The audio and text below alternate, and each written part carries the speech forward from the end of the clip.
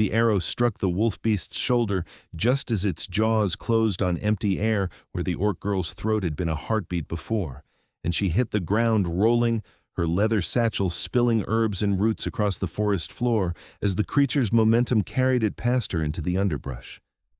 Petra Edwards dropped from the oak branch, where he had been checking his snares, already knocking another arrow as his boots hit the leaf-covered earth with barely a sound.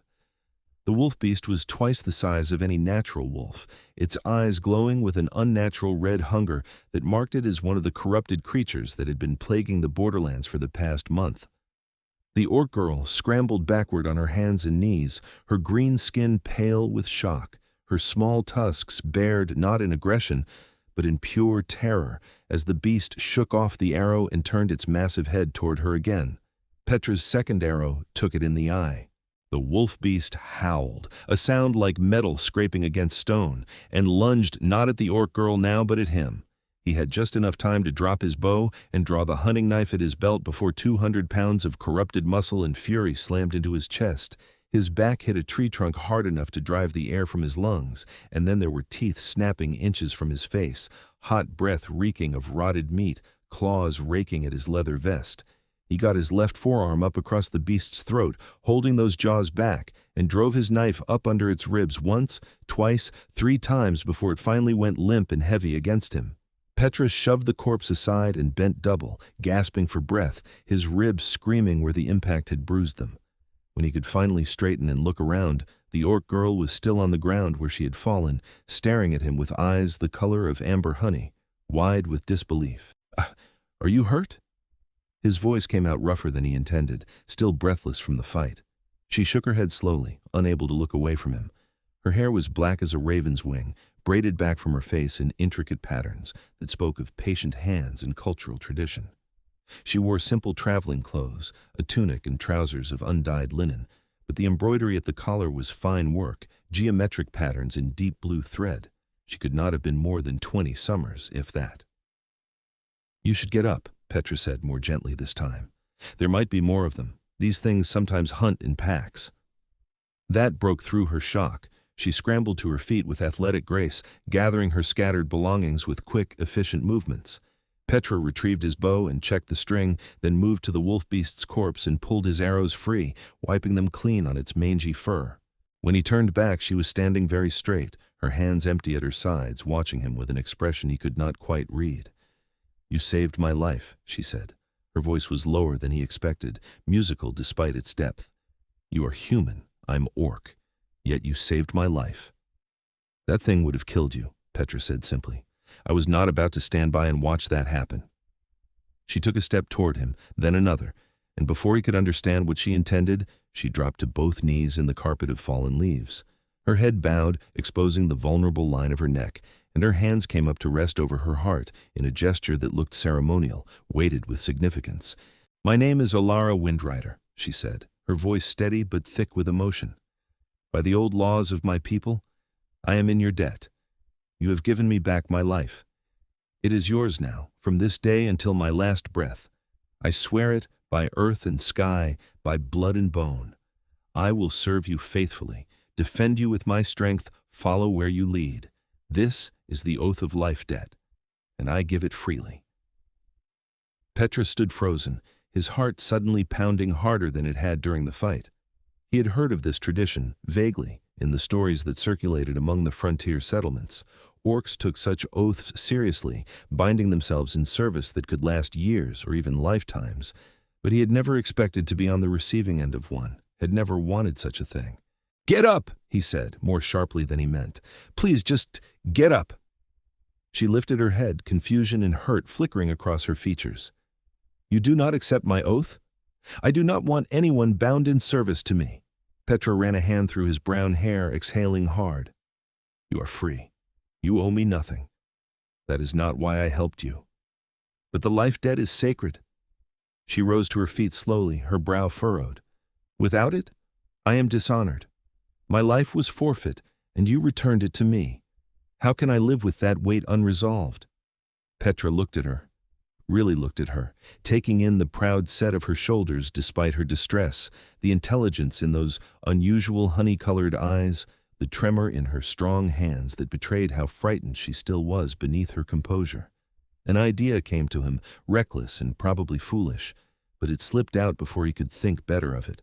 "If you truly feel you owe me something," he said slowly, "then give me something that cannot be forced or sworn. Give me your heart instead." The words hung in the air between them like a physical thing.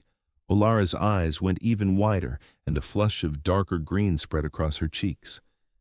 "My heart?" she repeated, her voice barely above a whisper. "Not now," Petra added quickly, feeling his own face heat. "I mean to say, let me earn it. Let me know you as a person, not as someone bound to me by obligation. If in time you come to care for me of your own free will, with no debt or oath compelling you, then that would be worth more to me than any service." She stared at him as though he had begun speaking in another language entirely. "You ask for the one thing that cannot be given by command or duty. You ask for something I do not know if I possess. Then help me find out." He was committed to this now, though his pulse raced and his mouth had gone dry. "Stay at my homestead. Let me provide you shelter and food while you recover from this scare. Get to know me. Let me know you, and when you are ready to leave, if you choose to leave, you can go with no obligation. But if you choose to stay—" "You are mad," Olara said, but there was wonder in her voice rather than accusation.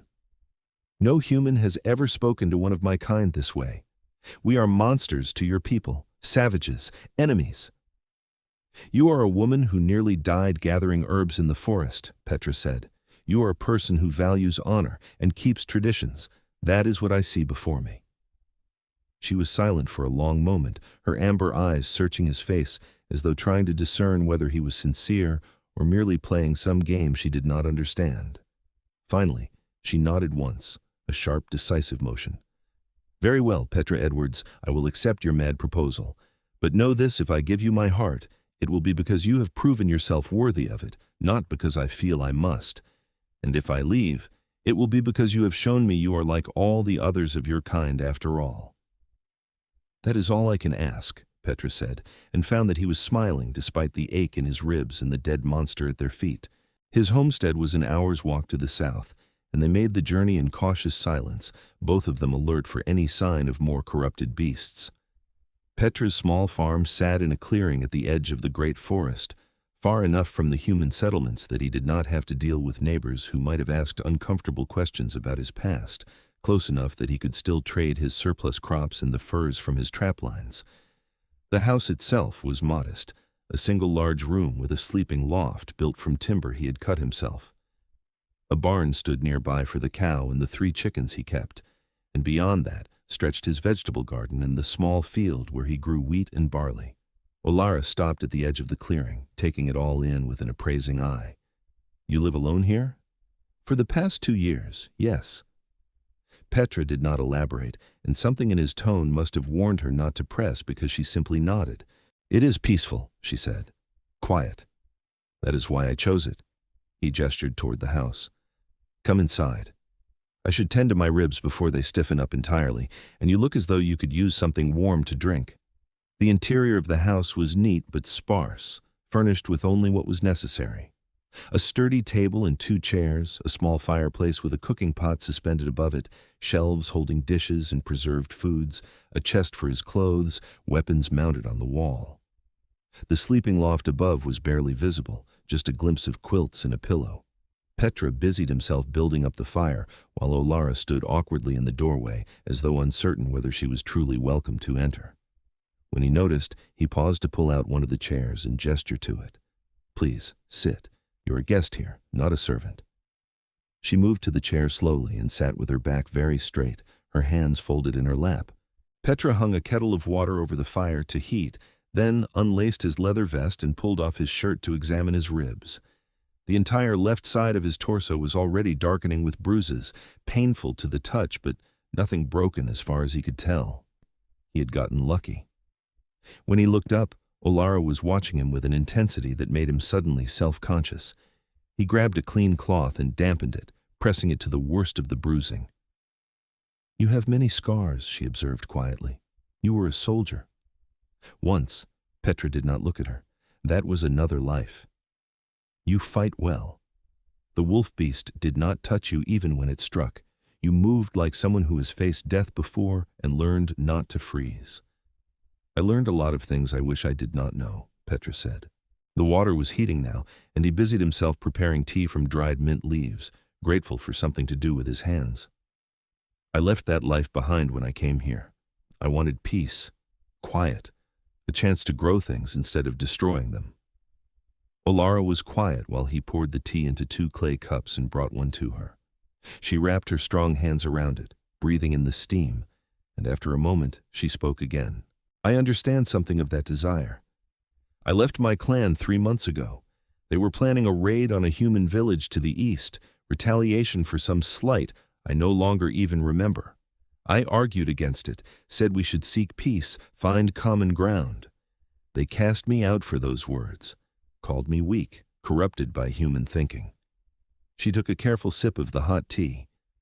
I have been wandering since, gathering herbs to sell, sleeping rough, trying to find a place where I might belong.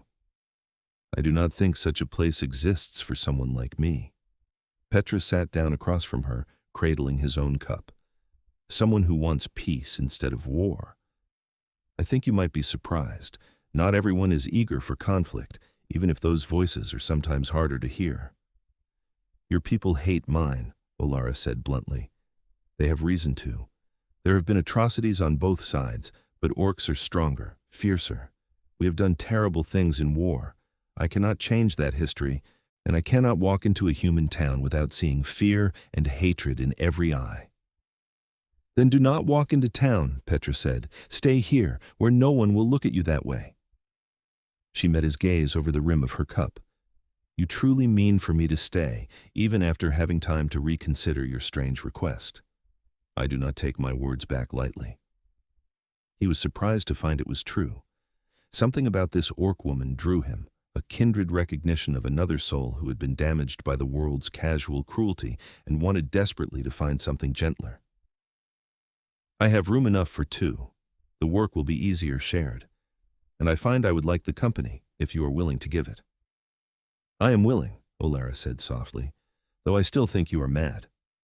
Perhaps I am. Petra allowed himself a small smile. But I think we might be mad together. The first days were awkward in the way of strangers learning to share space. Olara had never lived in a human home before, and Petra had grown so accustomed to solitude that another person's presence felt simultaneously intrusive and wonderful. They negotiated sleeping arrangements. She would take the loft, he would make a pallet by the fire, and divided the chores without much discussion.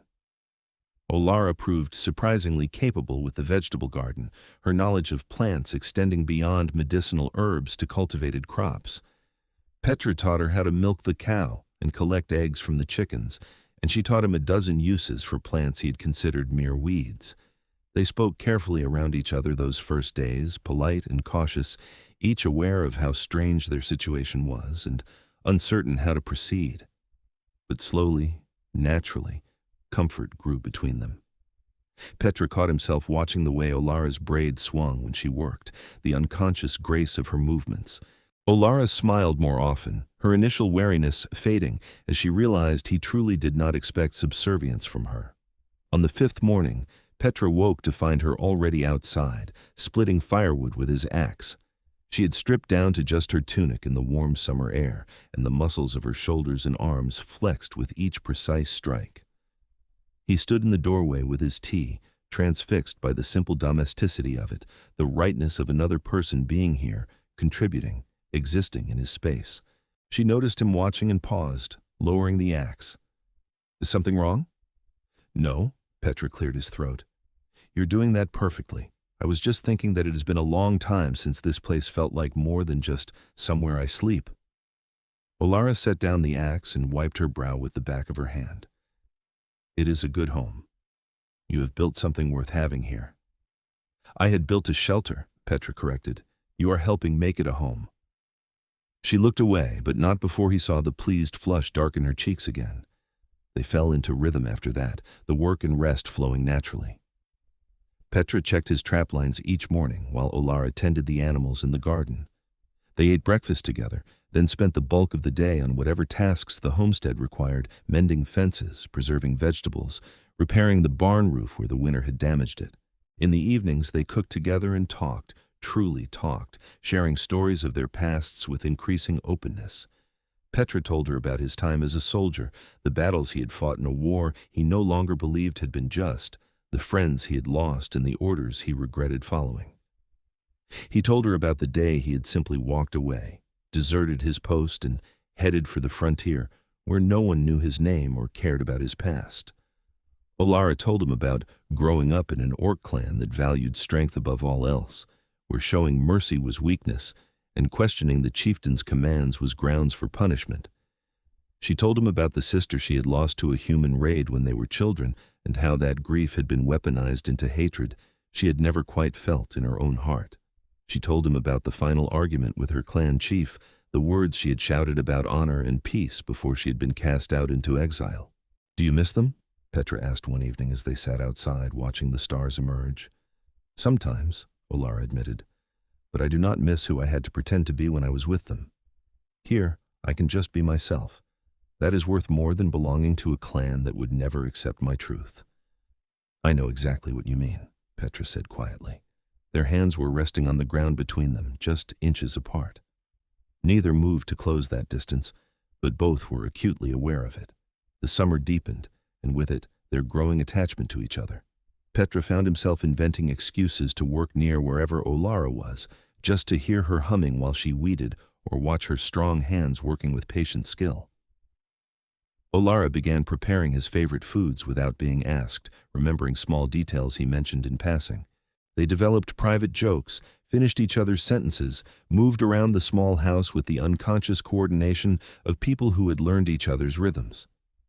Neither spoke of it directly, but the awareness hung between them like summer heat, something that could not be ignored even when unacknowledged. It was late July when the first test came. Petra had gone to the nearby settlement to trade for supplies, leaving Olara at the homestead with instructions to stay out of sight if anyone approached. He had been gone perhaps 3 hours when he returned to find her standing in the yard with a pitchfork in her hands, facing down 3 men on horseback. Petra recognized them immediately: frontier types, rough men who made their living hunting bounties and stirring up trouble. The one in front, a scarred brute named Garrett, had a reputation for violence and a particular hatred of orcs. "Well now," Garrett was saying as Petra approached quietly on foot, having left his horse tied at the forest edge. "What do we have here? An orc all alone, squatting on good human land. You know there's a bounty on orc scalps, girl?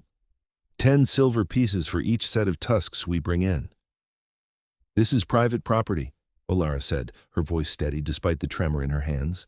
"You are trespassing. Leave now, and there will be no trouble." "Trouble?" Garrett laughed, a sound like breaking glass. "You think you are in a position to threaten us? I think we will take those tusks now and collect our silver." He dismounted, drawing a wicked hunting knife from his belt. His companions followed suit, spreading out to flank Olara. She shifted her grip on the pitchfork, readying herself for a fight she almost certainly could not win. "I would strongly suggest you get back on your horses," Petra said loudly, stepping into the clearing with his bow in hand and an arrow already nocked. All 3 men spun toward him, Garrett's face twisted with anger. "Edwards, what in all hells are you doing harboring an orc? What I do on my own land is my concern, not yours." Petra's voice was cold, falling into the deadly calm he had learned in war and hoped never to need again. "You are trespassing, and you are threatening someone under my protection. Leave, now." "You have lost your mind," one of Garrett's companions said. "That is a monster, Edwards. You know what her kind has done to human folk." "I know what she has done," Petra said quietly. "She has worked my land, shared my food, and treated me with more honor than most humans I have known. I also know what you 3 have done, and your reputations are far uglier than hers, so I will ask one more time politely. Get off my property." "And if we do not?" Garrett demanded. Petra's bowstring creaked as he drew it back another inch. "Then I will put this arrow through your knee, and you will spend the rest of your life with a limp. Your choice." The 3 men looked at each other, weighing their odds. They saw a man who stood with absolute certainty, whose hands did not shake, who had the look of someone who had killed before and would not hesitate to do so again if pressed. Slowly, grudgingly, they mounted their horses. This is not over, Edwards, Garrett spat. People will hear about this. They will know you are orc-touched. Let them hear, Petra said. Now get out of my sight. They rode off, their horses' hooves thundering in the summer air. Petra held his position until they were well out of sight, then finally lowered his bow. His hands were shaking now with delayed reaction, adrenaline flooding his system. Olara dropped the pitchfork and crossed the yard in 3 quick strides. She stopped just in front of him, her eyes searching his face with terrible intensity. You threatened to kill for me, she said. You turned on your own kind. They were not my kind, Petra said roughly. They were bounty hunters and thugs. You are worth 100 of them. You could be cast out for this. Humans do not defend orcs. It is not done. Then I will be cast out. He met her gaze steadily. I will not apologize for protecting you, Olara. Not now, not ever. She made a sound that was half sob, half laugh, and then her hands were on his face, and she was kissing him with desperate urgency, all the careful distance they had maintained burning away in an instant. Petra dropped his bow and wrapped his arms around her, pulling her close, losing himself in the heat and hunger of her mouth.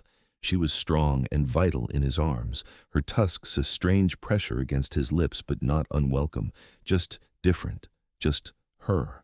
When they finally broke apart, both breathing hard, Olara pressed her forehead to his. My heart, she whispered.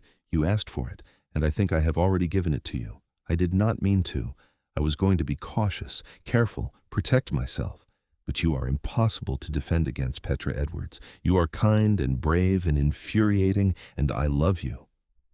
I love you too, Petra said, the words falling from him like a prayer. I have for weeks, I think. I was just too much a coward to say it. We are both cowards, then. She kissed him again, softer this time, lingering. What do we do now? We go inside, Petra said. We bar the door, and we figure out the rest together. They spent that evening tangled together on his pallet by the fire, learning the landscape of each other's bodies with reverent curiosity. Olara's skin was warm and smooth, her muscles firm beneath his hands. She traced the scars on his torso with gentle fingers, kissing each one as though she could heal old wounds with her tenderness.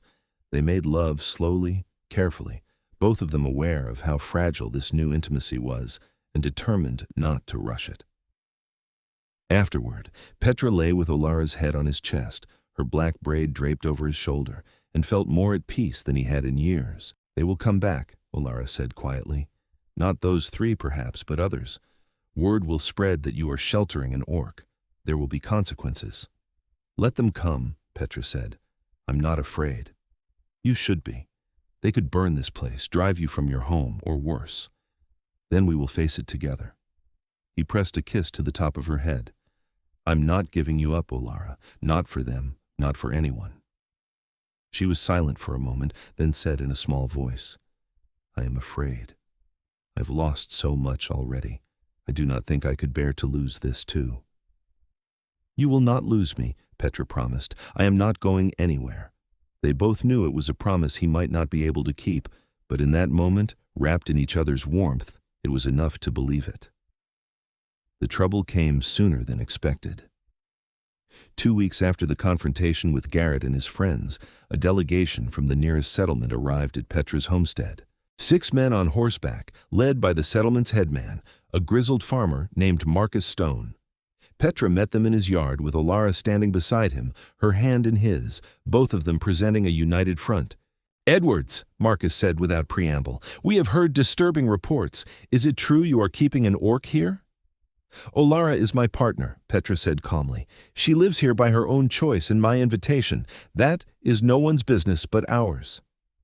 It is our business when you put the entire region at risk, one of the other men snapped. Orcs are dangerous. Keeping one this close to human settlements is madness. Olara has harmed no one, Petra said. She works the land, keeps to herself, and offers no threat to anyone. Can you say the same for every human in your settlement? That's not the point, Marcus said, though he looked uncomfortable. People are afraid, Edwards. There have been orc raids in the past. They remember. And my people remember human raids, Olara spoke up, her voice clear and strong. We can trade grievances back 100 years and never find the bottom. Or we can choose to be better than our histories. I have chosen. Petra has chosen. The question is whether you can do the same." The 6 men shifted in their saddles, exchanging uneasy glances. Finally, Marcus sighed. "Look, Edwards, I do not have personal quarrel with you. You have always been a decent neighbor, kept your word, traded fairly. But feelings are running high right now. Garrett and his boys have been stirring up trouble, talking about organizing a hunting party to come deal with your orc problem." "Let them come," Petra said, his voice hardening. "I am well armed and willing to defend my home. Anyone who comes here looking for trouble will find more than they bargained for." "You would fight your own kind over an orc?" one of the men asked incredulously. "I would fight anyone who threatens the woman I love," Petra said simply. "Her blood does not change that." Another long silence. Then Marcus shook his head slowly. "You are either the bravest man I have ever met or the most foolish. Maybe both. I cannot condone what you are doing, Edwards, but I will not raise arms against you either. You have been a good man in all your dealings with us. I will pass the word that you are to be left alone, that this is your choice and your land." "And if Garrett does not listen?" Olara asked. Marcus met her amber eyes squarely. "Then he will be acting against my orders, and I will not support him. You have my word on that, for what it is worth to an orc." "It is worth more than you know," Olara said quietly. "Thank you." The delegation left, but the tension remained. Petra and Olara both knew they were living on borrowed time, that Marcus's authority only extended so far, and that there would always be those who saw Olara's presence as an intolerable provocation. They continued their life together, but with new wariness, always alert for signs of trouble. Petra taught Olara to use his bow, and she proved a quick study. They reinforced the doors and windows of the house, stockpiled weapons and supplies. They made contingency plans for where they would go if they had to flee, though neither wanted to voice that possibility aloud. Autumn came, painting the forest in shades of gold and crimson. They harvested the garden and the grain field together, working long days to bring in the crop before the first frost. The physical labor was hard but satisfying, and there was something deeply right about building a life together this way, creating abundance from the land through their shared effort. On the evening of the harvest moon, with the barn full and winter stores secured, Petra took Olara's hand and led her outside to look at the huge orange moon rising over the trees. "I have been thinking," he said, "about the future, about what we are building here." "As have I," Olara said softly. "I know we cannot marry in any official sense. No human authority would recognize it, and your clan has cast you out. But I would like to make a promise to you anyway, if you will let me." He turned to face her, taking both her hands in his. "I promise to love you for all my days. I promise to stand with you against whatever comes. I promise to build a life with you here for as long as we are able. You have given me your heart, and I give you mine in return, freely and completely." Tears gleamed in Olara's amber eyes. "Those are the words of a marriage vow."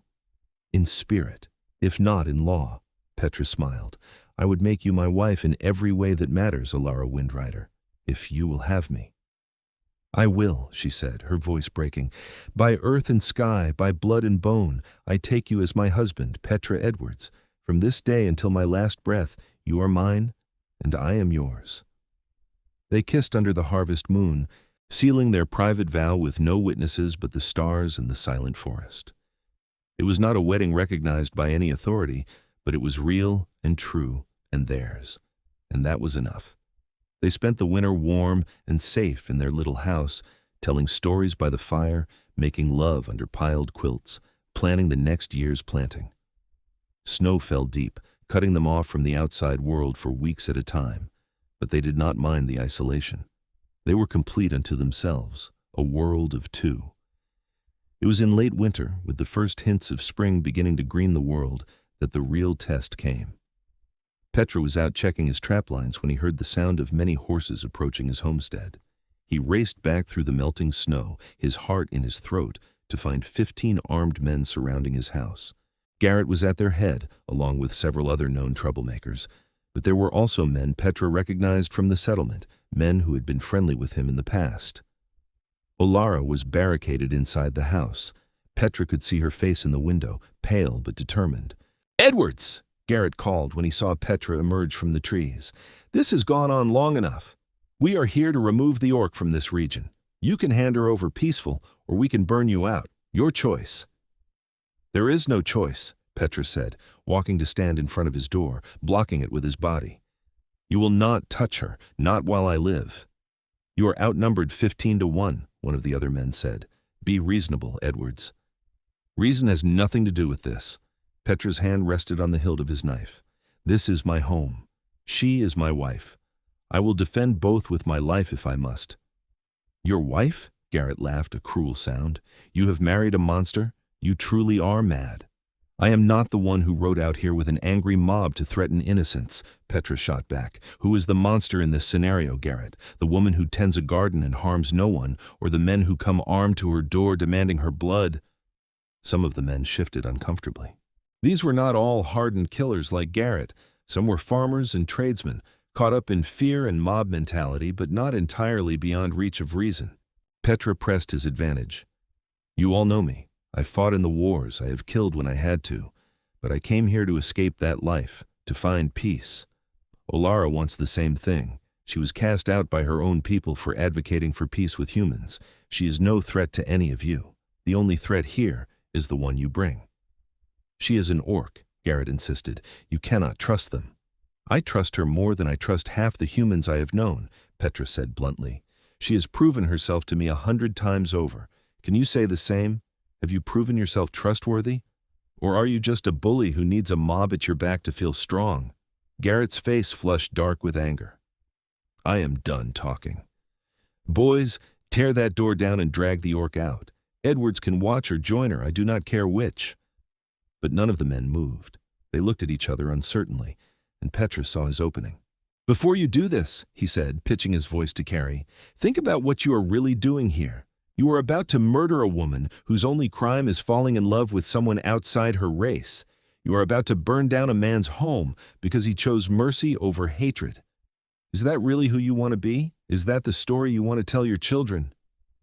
"It is not murder to kill a monster," Garrett said, but his voice lacked conviction now. "Look at me," called a new voice. Olara had opened the door and stood behind Petra now, tall and proud despite the fear he could see in her eyes. "I have green skin and tusks.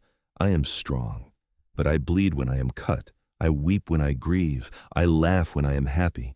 I love this man with everything I have." "Does that sound like a monster to you? Or does it sound like a person?" One of the men near the back of the group lowered his weapon. "This does not feel right," he muttered. "They are not hurting anyone." "They are violating the natural order," Garrett insisted. "Humans and orcs cannot live together." "Why not?" Olara challenged. "Because it has always been done a certain way? Because hate is easier than understanding? I left my clan because they insisted we could never have peace with humans. Petra left his army because they insisted killing was the only solution. We have both chosen a different path. Why is that so threatening to you?" "Because if you are right, then all the killing we have done was for nothing," one of the older men said quietly. He looked at Garrett. "I am done here. I will not harm them." He turned his horse and rode away. After a moment, another man followed, then another. Within minutes, half the mob had dispersed, unwilling to cross the line from posturing to actual violence. Garrett looked around at his dwindling support, rage and frustration twisting his features. "Cowards," he spat. "Fine, I will do it myself." He dismounted and drew his sword, advancing on Petra and Olara with murder in his eyes. Petra pushed Olara back and drew his own knife, knowing it was a poor match for a longsword but refusing to back down. "Do not do this, Garrett," he said. "You can still walk away." "I could," Garrett agreed, "but I will not.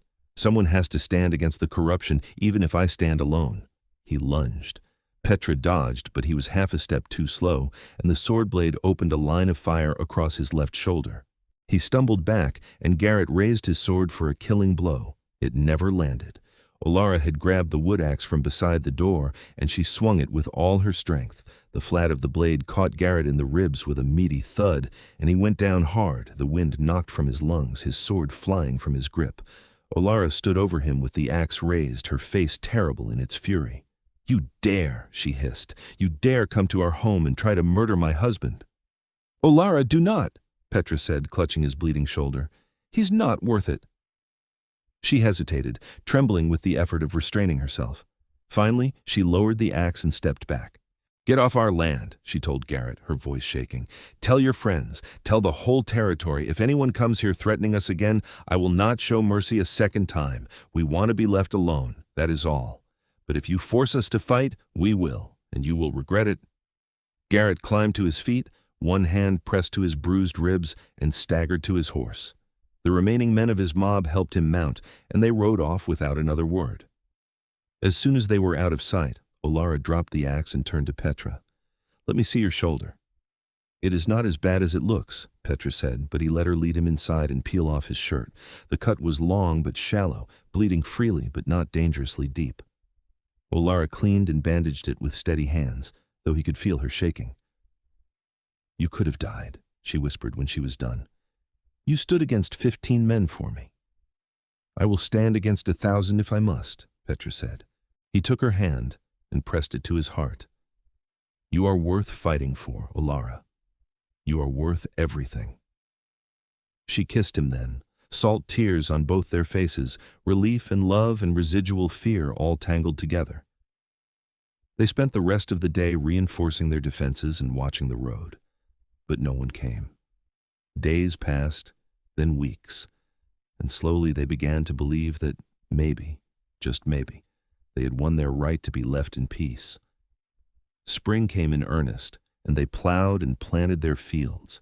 The physical work was good, grounding them after the terror of the winter's confrontation.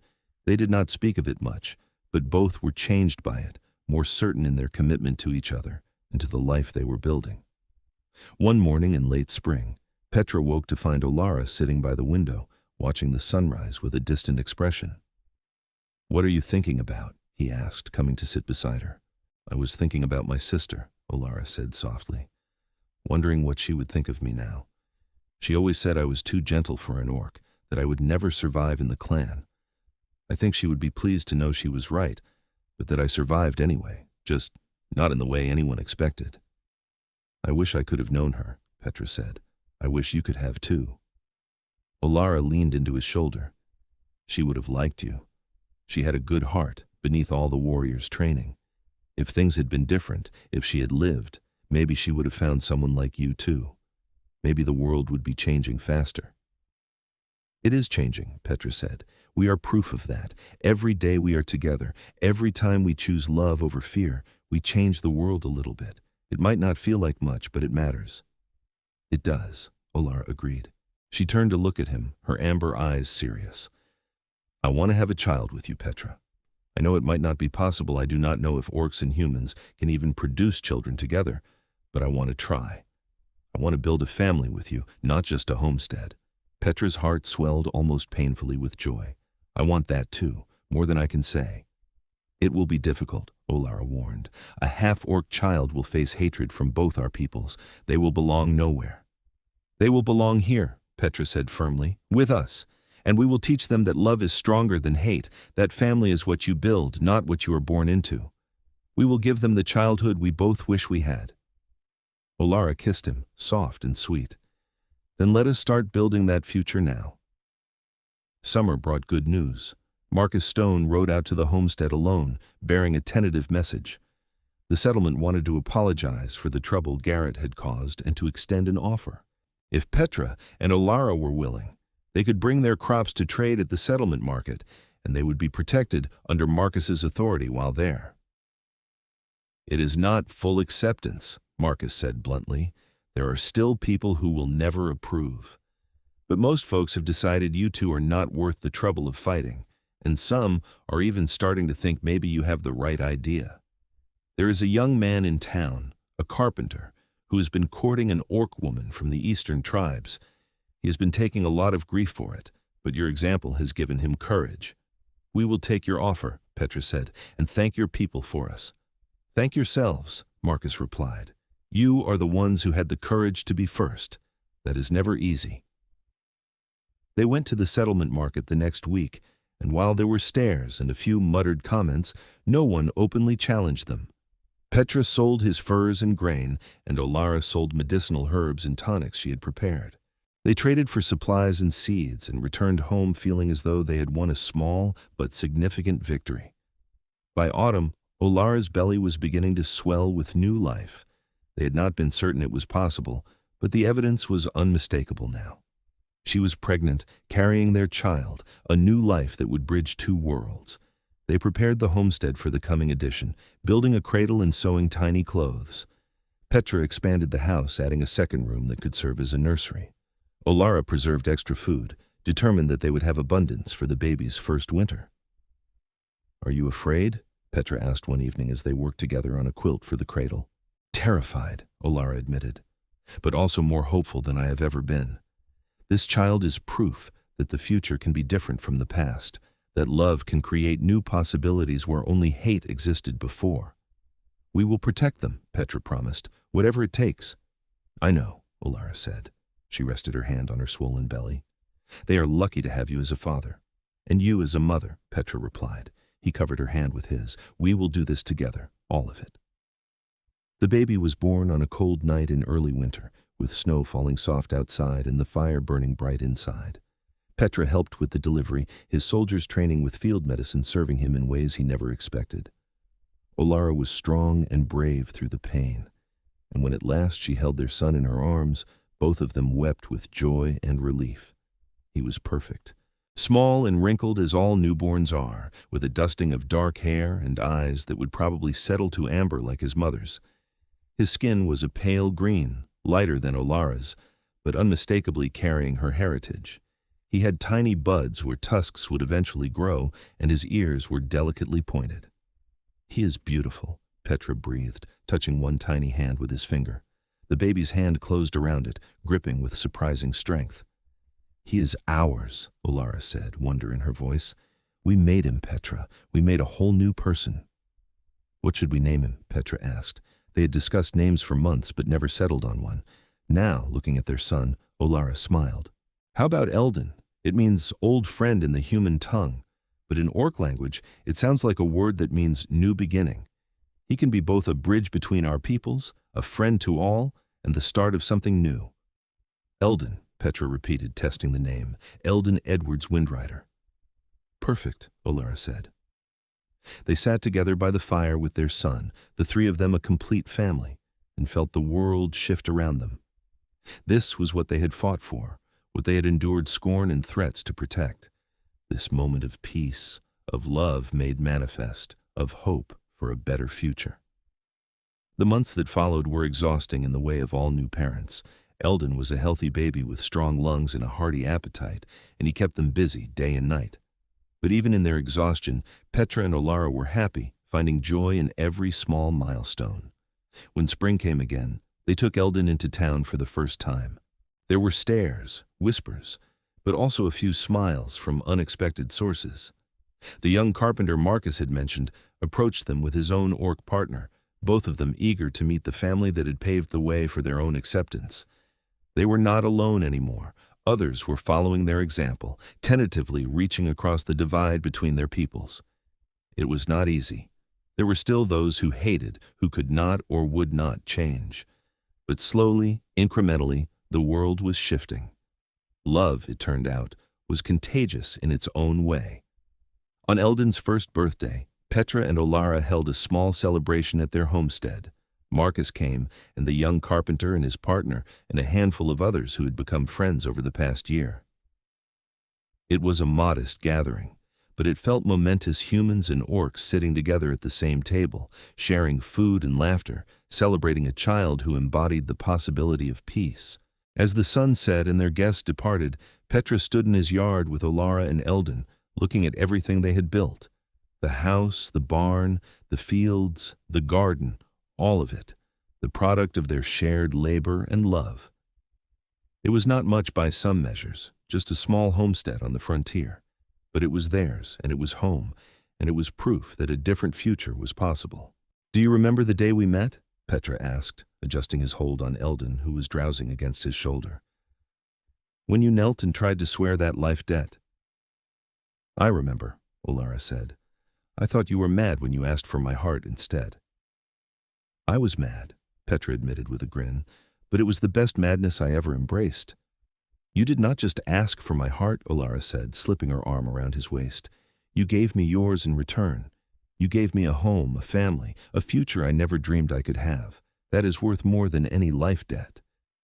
You gave me the same, Petra said. You gave me a reason to believe in something beyond my own survival. You made me want to build instead of just exist. Eldon stirred and made a small sound. They both looked down at their son with matching expressions of wonder. He was growing so fast, already trying to pull himself up on furniture, already babbling in sounds that might someday be words. He would grow up knowing he was loved, knowing that his existence was not shameful but precious, knowing that the world could be changed by simple courage and stubborn hope. We did it, Olara said softly. Against all odds, against all the forces that wanted to keep us apart, we built this.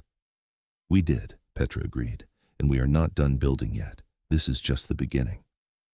They stood together as the stars emerged, a family forged not by blood alone, but by choice, by love, by the simple radical act of refusing to let hate win. The road ahead would still have challenges. The world did not change overnight, and there would always be those who clung to old hatreds. But Petra and Olara had proven something important, both to themselves and to the world around them. Love was not weakness. It was the strongest force they had, stronger than fear, stronger than tradition, stronger than the weight of history. And when you loved someone enough to fight for them, to stand with them against the world, to build a life together despite all obstacles, you created something that could not be broken by outside forces. They had asked for each other's hearts, and in giving them freely, they had found everything they never knew they needed.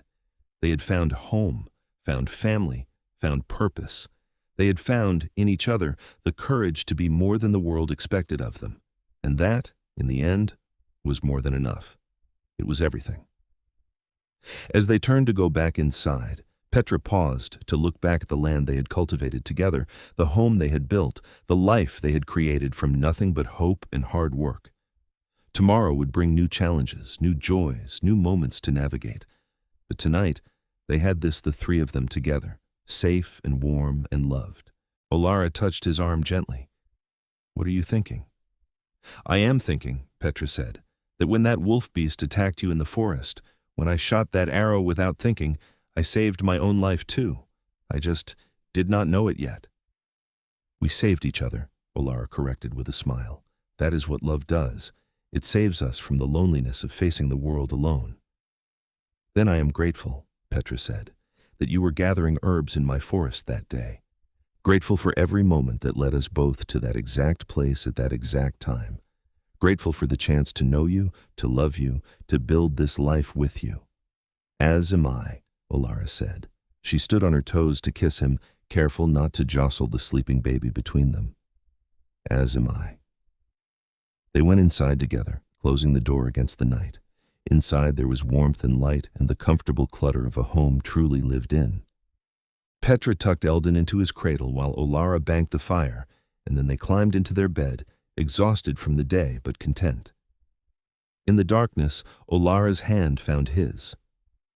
I love you, Petra Edwards. I love you too, Olara Windrider, Petra replied. From that day in the forest until my last breath, I am yours. And I am yours, she whispered back. They drifted to sleep together, their fingers intertwined, their lives irrevocably bound. Outside, the wind rustled through the trees, and the stars wheeled overhead, indifferent to the small miracle happening in one homestead on the frontier. But that miracle was real and precious all the same.